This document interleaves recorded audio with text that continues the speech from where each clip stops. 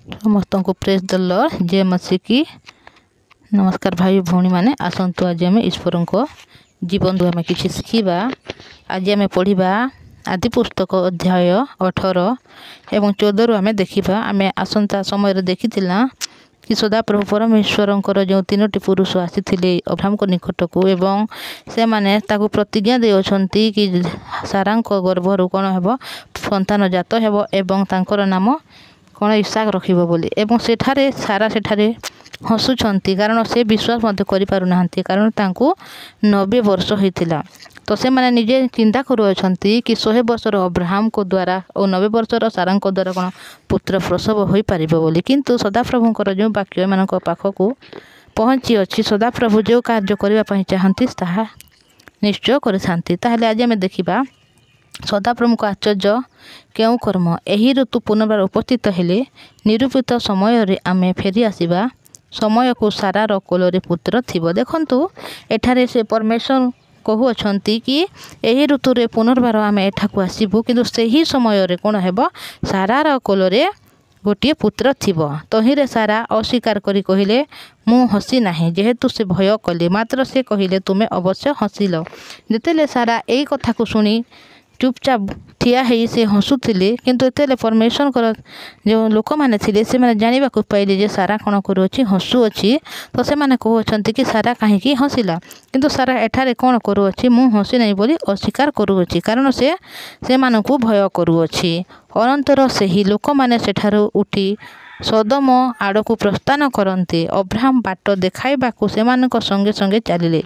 तापर से माने कौन करुछंती एठारे से जो पुरुष माने थिले से माने उठी सदम निकट को जीवा पाई से माने चाहुछंती एवं तांकू बाट कढ़ेइबा पाई तांको संगरे अब्राहम मध्य तांको सहित प्रस्थान करुअछंती। तो हूँ सदाप्रभु कहिले आमे जहा करिबाकू उद्यत अटू ताहा काहे अब्राहम ठारू लुचाइबा।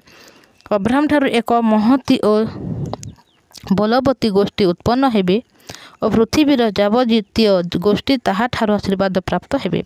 देखंतु जेतेबेले सदाप्रभु परमेश्वर अब्राहम को कहिले कि तुमे तुम निज परिवार तुम ज्ञाति कुटुंब को छाणी बाहर को जाओ और जो जगह को आमे तुमको देखाइबा सेठारे तुमे रहिबो सही कथा कहिबा मात्रे हैं अब्राहम कौनसी विषय को चिंता न करी से परमेश्वर वाक्य द्वारा अनुगमन करिअछि एवं परमेश्वर को वाक्य को सेठारे विश्वास करुअछि जहाद्वारा से ईश्वर को वाक्य अनुसार चालित हो निज घर परिवार ज्ञाति कुटुंब को छाड़ी से आसुछि। किंतु जिते रास्तार आसुअछि सही समय रे परमेश्वर तांको सहित अछंती एवं से बेले बेले झुंकी मध्य पड़ुछि कारण से निज चिंता द्वारा धरा जाउछि एवं परमेश्वर अब्राहम को द्वारा पृथ्वीर प्रत्येक गोष्ठी को अनुग्रह देवा पई चाहुअछंती आशीर्वाद देवा पई चाहुअछंती।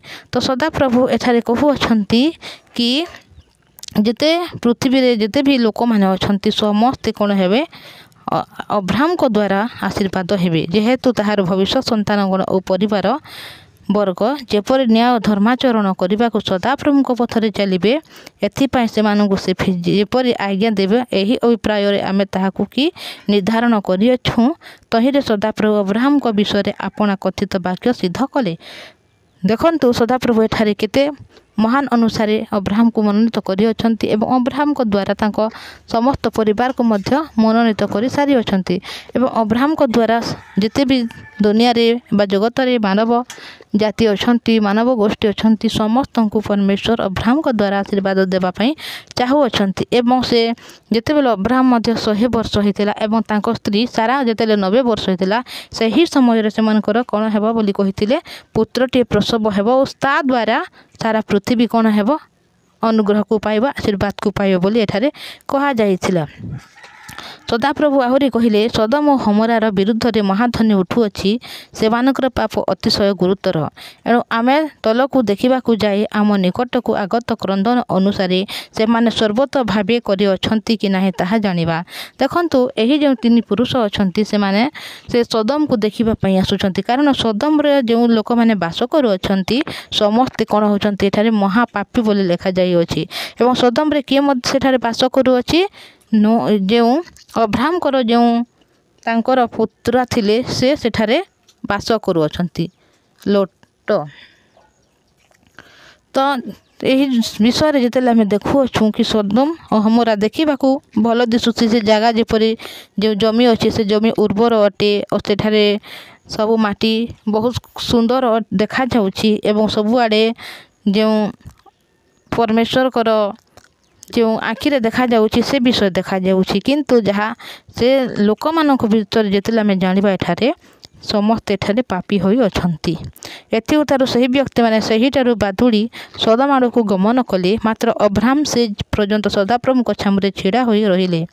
ଅନନ୍ତର ଅବ୍ରାହମ ନିକଟକୁ ଯାଇ କହିଲେ, ଆପଣଙ୍କୁ ଦୃଷ୍ଟି ସହିତ ଧାର୍ମିକକୁ ସଂହାର କରିବେ।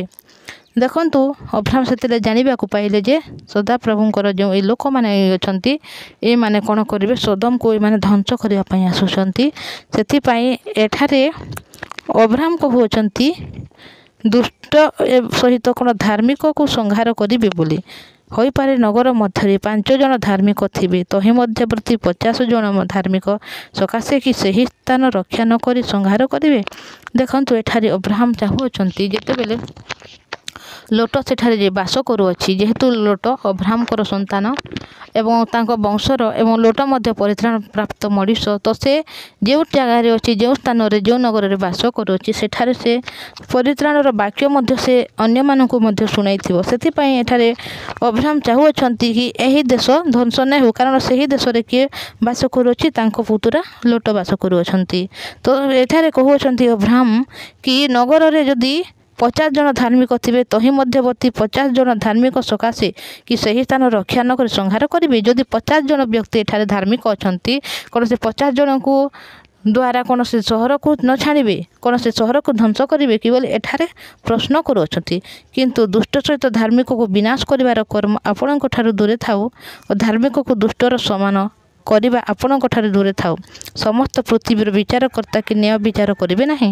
ଦେଖନ୍ତୁ ଦୁଷ୍ଟ ଏବଂ ଧାର୍ମିକ ଯେତେବେଳେ ଗୋଟିଏ ସ୍ଥାନରେ ବାସ କରୁଅଛନ୍ତି, ତ ଅବ୍ରାହମ ଏଠାରେ କହୁଅଛନ୍ତି ସେ 50 ଜଣ ଯେତେବେଳେ ଧାର୍ମିକ ଅଛନ୍ତି, କ'ଣ ସେ 50 ଜଣଙ୍କ ଦ୍ୱାରା ସେ ଦୁଷ୍ଟମାନଙ୍କ ପାଇଁ କ'ଣ ସେ 50 ଜଣଙ୍କୁ ମଧ୍ୟ ଏଠାରେ ନାଶ କରିବେ କି? ଆପଣ ତ ନ୍ୟାୟ ବିଚାର କରିବାର ପରମେଶ୍ୱର କ'ଣ ଏହା କରିବେ କି ବୋଲି ଏଠାରେ ଅବ୍ରାହମ କହୁଅଛନ୍ତି। ତହିଁରେ ସଦାପ୍ରଭୁ କହିଲେ, ଆମେ ଯେବେ ସୋଦମ ନଗରରେ 50 ଜଣ ଧାର୍ମିକ ଦେଖିବା, ତେବେ ସେମାନଙ୍କ ସକାଶେ ସମସ୍ତ ସ୍ଥାନ ରକ୍ଷା କରିବା। ଯଦି ସେ ଜାଗାରେ 50 ଜଣ ଧାର୍ମିକ ଅଛନ୍ତି, ତାହେଲେ ଆମେ ସେ ସ୍ଥାନକୁ କ'ଣ କରିବା ନାହିଁ, ଧ୍ୱଂସ କରିବା ନାହିଁ, ବରଂ ସେ 50 ଜଣଙ୍କ ଦ୍ୱାରା ସେ ସ୍ଥାନରେ ଯାହା ବି ମଣିଷ ଥିବେ ସମସ୍ତେ ରକ୍ଷା ପାଇବେ ବୋଲି ସଦାପ୍ରଭୁ କହୁଅଛନ୍ତି।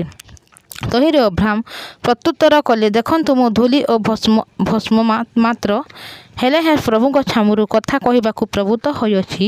ସେ କହୁଅଛନ୍ତି ମୁଁ ଧୂଳି ଦ୍ୱାରା ଉତ୍ପନ୍ନ ହୋଇଅଛି, କିନ୍ତୁ ମଧ୍ୟ ମୁଁ କଥା କହିବା ପାଇଁ ଚାହୁଁଅଛି। ହୋଇପାରେ 50 ଜଣ ଧାର୍ମିକ ମଧ୍ୟରୁ 5 ଜଣ ଊଣା ଥିବେ, ସେହି 5 ଜଣ ଊଣା ହେବା ସକାଶୁ କି ଆପଣ ସମସ୍ତ ନଗର ବିନଷ୍ଟ କରିବେ। ଦେଖନ୍ତୁ ସେଠାରେ ଯଦି 50 ଜଣ ଧାର୍ମିକ ନଥାନ୍ତି, ବରଂ 50 ଜଣଙ୍କ ଠାରୁ 5 ଜଣ ଯଦି ନ ହୁଅନ୍ତି, ସେଟା ଊଣା ହେଇବେ, କ'ଣ ସେ 45 ଜଣଙ୍କ ଦ୍ୱାରା କ'ଣ ସେ ନଗରକୁ ଧ୍ୱଂସ କରିବେ? ଆମେ 45 ଜଣ ପାଇଲେ ତାହା ବିନଷ୍ଟ କରିବା ନାହିଁ, ଆମେ 45 ଜଣ ପାଇଲେ ମଧ୍ୟ ଆମେ ସେଟାକୁ ବିନଷ୍ଟ କରିବା ନାହିଁ ବୋଲି ସଦାପ୍ରଭୁଙ୍କର ପରମେଶ୍ୱର ଏଠାରେ କହୁଛନ୍ତି। ସେ ତାହାଙ୍କୁ ପୁନର୍ବାର କହିଲେ, ହୋଇପାରେ ସେଠାରେ 40 ଜଣ ମିଳିବେ। ସେ କହିଲେ ସେହି 40 ଜଣ ସକାଶୁ ତାହା କରିବା ନାହିଁ। ପୁନର୍ବାର ସେ କହିଲେ, ପ୍ରଭୁ ବିରକ୍ତ ନ ହେଲେ ଆହୁରି କଥାଟିଏ କହିବି, ହୋଇପାରେ ସେଠାରେ 30 ଜଣ ମିଳିବେ। ସେ କହିଲେ 30 ଜଣ ପାଇଲେ ତାହା କରିବ ନାହିଁ। ସେ କହିଲେ, ଦେଖନ୍ତୁ ପ୍ରଭୁଙ୍କ ଛାମୁରେ ମୁଁ ପୁନର୍ବାର କଥା କହିବାକୁ ପ୍ରବୃତ୍ତ ହୋଇଅଛି, ହୋଇପାରେ ସେଠାରେ 20 ଜଣ ମିଳିବେ। ସେ କହିଲେ ସେହି 20 ଜଣ ସକାଶୁ ଆମେ ତାହା ବିନଷ୍ଟ କରିବା ନାହିଁ। ସେ କହିଲେ, ପ୍ରଭୁ ବିରକ୍ତ ନ ହେଲେ ଆଉ ଥରେ ମାତ୍ର କହିବି, ହୋଇପାରେ ସେଠାରେ 10 ଜଣ ମିଳିବେ। ସେ କହିଲେ 10 ଜଣ ସକାଶୁ ଆମେ ସେଠାରେ ବିନଷ୍ଟ କରିବା ନାହିଁ। ସେତେବେଳେ ସଦାପ୍ରଭୁ ଅବ୍ରାହମଙ୍କ ସହିତ ଏହି ପ୍ରକାର କଥୋପକଥନ କରି ସମାପନ କରି ପ୍ରସ୍ଥାନ କଲେ। ପୁଣି ଅବ୍ରାହମ ହିଁ ସ୍ୱସ୍ଥାନକୁ ଫେରିଗଲେ। ଦେଖନ୍ତୁ ଏଠାରେ ପରମେଶ୍ୱର କହୁଅଛନ୍ତି କି ଆମେ ସୋଦମ ଓ ଗମୋରାକୁ ଆମେ ଧ୍ୱଂସ କରିବା, କିନ୍ତୁ ଅବ୍ରାହମ ସେ ଗମୋରାରେ ଯେଉଁ ତାଙ୍କର ପୁତୁରା ଲୋଟ ବାସ କରୁଅଛନ୍ତି, ତାଙ୍କ ଦ୍ୱାରା ସେ ଦେଶକୁ ଅବ୍ରାହମ ବଞ୍ଚାଇବା ପାଇଁ ଚାହୁଁଛନ୍ତି। କାରଣ ଅବ୍ରାହମଙ୍କର ଯେଉଁ ପୁତ୍ର ଅଛନ୍ତି ଲୋଟ, ସେ ପରିତ୍ରାଣ ପ୍ରାପ୍ତ ମଣିଷ ଏବଂ ଯେଉଁଠାରେ ସେ ବାସ କରୁଅଛନ୍ତି ତାଙ୍କ ପାଖରେ ଯେଉଁ ଥିବେ ସେ ଲୋକମାନେ ପରିତ୍ରାଣ ପ୍ରାପ୍ତ ହୋଇଥିବେ ବୋଲି ସେମାନେ ଭାବୁଅଛନ୍ତି। ଏବଂ ଏଠାରେ କ'ଣ ହୋଇଛି କି ଯଦି 50 ଜଣ ମଣିଷ ଥିବେ ସେଠାରେ କ'ଣ ସେ 50 ଜଣଙ୍କ ସକାଶୁ ଆପଣ କ'ଣ ସେ ଦୋଷକୁ ଧ୍ୱଂସ କରିବେ ଓ ଧାର୍ମିକମାନଙ୍କ ଛାଡ଼ିବେ ନାହିଁ, ବରଂ ପାପୀମାନଙ୍କ ସହିତ କ'ଣ ସେମାନଙ୍କୁ ମଧ୍ୟ ନଷ୍ଟ କରିବେ ବୋଲିକରି ସଦାପ୍ରଭୁଙ୍କୁ କହୁଛନ୍ତି। କିନ୍ତୁ ସଦାପ୍ରଭୁ ସେଠାରେ କହୁଛନ୍ତି ଯଦି 50 ଜଣ ବ୍ୟକ୍ତି ସେଠାରେ ବାସ କରୁଅଛନ୍ତି ଧାର୍ମିକମାନେ, ତାହେଲେ ଆମେ ସେ ଦେଶକୁ ଛାଡ଼ିଯିବା। ଏମିତି କହି କହି ଅବ୍ରାହମ ଶେଷରେ କେତେ ଜଣ କହୁଛନ୍ତି? 10 ଜଣ। କିନ୍ତୁ ପରମେଶ୍ୱର ସେଠାରେ ମଧ୍ୟ ଏହା କହିଲେ କି 10 ଜଣ ଯଦି ସେଠାରେ ବ୍ୟକ୍ତି ରହିବ, ଆମେ ତା ଦ୍ୱାରା ମଧ୍ୟ ଆମେ କେହି ମଧ୍ୟ ସେ ଜାଗାକୁ ନଷ୍ଟ କରିବା ନାହିଁ। ତ ଦେଖନ୍ତୁ ଆଗାମୀ ସମୟରେ କ'ଣ ହେବ, କିପରି ହେବ, ଏହି ସମସ୍ତ ବିଷୟକୁ ଆମେ ଦେଖିବା। କାରଣ ସଦାପ୍ରଭୁଙ୍କର ଯେଉଁ ଲୋକମାନେ ଆସିଥିଲେ ସେମାନେ ସମସ୍ତ ବିଷୟ 2 ଜଣ ଯେତେବେଳେ ଅବ୍ରାହମ ସହିତ କଥାବାର୍ତ୍ତା ହୋଇ ସମସ୍ତ କରିସାରିଅଛନ୍ତି। ତ ଆସନ୍ତୁ ଆଜି ଆମେ ଏତିକି ଦେଖିବା। ଆମେ ପ୍ରାର୍ଥନା କରିବା। ଧନ୍ୟବାଦ ପବିତ୍ର ପରମେଶ୍ୱର ପିତା, ଧନ୍ୟବାଦ ଦେଉଛି ପ୍ରଭୁ, ଦୟା କଲ, ଅନୁଗ୍ରହ ଦେଲ, ତୁମରି ନିକଟକୁ ଟାଣି ଆଣିଛ ପବିତ୍ର ପରମେଶ୍ୱର ପିତା, ଧନ୍ୟବାଦ ଦେଉଛି। ଆଜି ତୁମେ ପିତା ପରମେଶ୍ୱର ତୁମରି ଜୀବନ୍ତ ବାକ୍ୟକୁ ଦେଲ ପ୍ରଭୁ, ଯେତେବେଳେ ଧାର୍ମିକ ସହିତ କେବେ ମଧ୍ୟ ଯେତେବେଳେ ପାପୀମାନେ ଥିଲେ ଧାର୍ମିକ ଦ୍ୱାରା ପିତା ପରମେଶ୍ୱର ପାପୀମାନେ ମଧ୍ୟ କେବେ ନଷ୍ଟ ହେବେ ନାହିଁ। ତ ଆପଣ ଯେତେବେଳେ ଏହି ବାକ୍ୟକୁ ଦେଇଅଛନ୍ତି ପ୍ରଭୁ, ସେଥିପାଇଁ ଧନ୍ୟବାଦ ଦେଉଛି। ଏହି ବାକ୍ୟକୁ ତୁମରି ହାତରେ ଦେଉଛି। ଏହି ବାକ୍ୟକୁ ଶୁଣୁଥିବା ପ୍ରତ୍ୟେକ ଭାଇ ଭଉଣୀମାନଙ୍କୁ ତୁମରି ପବିତ୍ର ହସ୍ତରେ ସମର୍ପଣ କରୁଛି ପ୍ରଭୁ। ତୁମେ ଦୟା କରୁଣା କର, ସମସ୍ତଙ୍କୁ ତୁମେ ସମ୍ଭାଳି ରଖ ପ୍ରଭୁ। ଏମାନଙ୍କର ସମସ୍ତ କାର୍ଯ୍ୟରେ ତୁମେ ସଫଳ କର। ଏମାନେ ଯେପରି ଡେଲି ବାକ୍ୟ ଶୁଣିବାକୁ ପାରିବେ, ତୁମର ବାକ୍ୟର ସେଇଠି ଠିଆ ହେବାକୁ ପାରିବେ, ସାହାଯ୍ୟ କର ପ୍ରଭୁ। ତୁମେ ଜୀବନ୍ତ ପବିତ୍ର ପରମେଶ୍ୱର ପିତା ଯେ ସମସ୍ତଙ୍କୁ ଅନୁଗ୍ରହ ଦେଇ ସାରିଅଛ, ପୁଣି ସମସ୍ତଙ୍କ ଜୀବନରେ ପିତା ପରମେଶ୍ୱର କଷ୍ଟରୁ ତୁମେ ପିତା ଦୂରେଇ କରି ସାରିଅଛ। ପୁଣି ପବିତ୍ର ପରମେଶ୍ୱର ପିତା ଏମାନଙ୍କର ସମସ୍ତ କାର୍ଯ୍ୟକୁ ତୁମେ ପିତା ପରମେଶ୍ୱର ସଫଳ କରିଥିବାରୁ ଧନ୍ୟବାଦ ଦେଉଛି। ବାକ୍ୟ ଶୁଣିଥିବାରୁ ଧନ୍ୟବାଦ ଦେଇ ଯୀଶୁଙ୍କ ନାମରେ ପ୍ରାର୍ଥନା ହେଉଛି, ଆମେନ୍।